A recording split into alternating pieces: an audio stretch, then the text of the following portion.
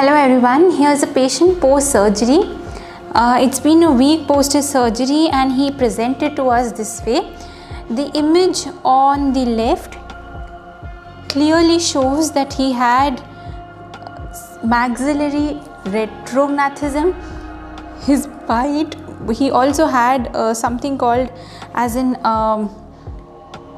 flaccid upper maxilla. You see the grooving, the deep nasolabial grooves. When he would smile, his teeth would not show, right? This was his complaint. He had minimal incisal display upon smiling. We'll see the other profile views also on the side view. Yes, even so when he looks at the side, if we see, there is a marked depression when it comes to his both upper and lower jaw. And if we see, his chin is okay, chin looks quite projected, but the upper and the lower jaw receded or they are very inside. So what we planned for him was a bi-jaw surgery. We advanced his maxilla, we inferiorly repositioned his maxilla because his smile was insufficient previously. Also his skin looked flaccid, and that was because there was no projection or the proclination of his teeth were not right. Right now what we have done, if you turn to one side, you can turn to one side. Yes, so we have got his upper jaw ahead. We have got the lower jaw ahead to maintain the occlusal alignment. So there's class 1 intercuspation that we tried achieving, and also we tried inferiorly repositioning the maxilla because he had minimal incisal display before the surgery. Also, if you look straight, because of the advancement of the maxilla, the front view, yes, the nasolabial grooving has gone. So now the skin looks tight, the skin looks taut, so as to say, in this region. This is making his, giving him a youthful look. You can hold the mirror and see for yourself. Yes, you can appreciate the changes.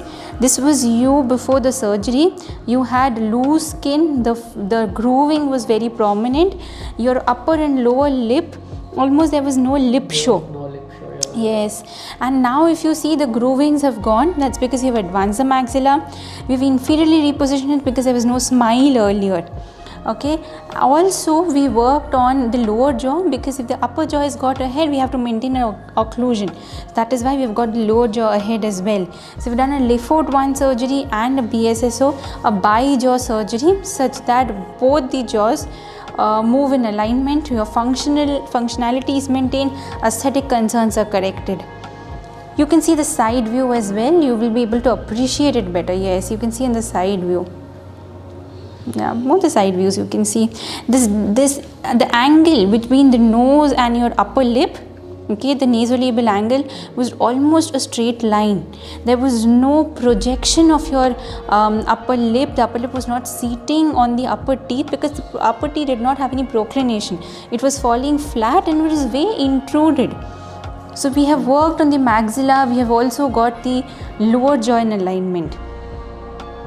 All the soft tissue work has now stretched the hard tissue work has stretched the muscles in the soft tissue. That is why it's giving a much youthful appearance. And this lip projection is not because of swelling only? It is swelling, there is a little bit of swelling everywhere, but we have got your upper lip ahead than your lower lip. We have got that. Soft tissue work has also been done. Why? Because that is how naturally it should be seated. Earlier it was flaccid, your lower lip had no lip support, as you rightly termed it before the surgery. So your lip support has come, the fullness has come in the place of the nasolabial grooving where there was hollowness. Your upper jaw was actually shallow. There was no support or projection in the upper jaw. We've got it ahead. We've also inferiorly brought it down because you had no incisal display on smiling. Also the functionality had to be maintained, so we had to do a bi-jaw surgery for you. Okay? Yeah. It's a marked transformation, a remarkable one. I'm only hopeful that you'll be happy with it. Yes. I am really happy with the outcome. Okay. Okay. Thank you.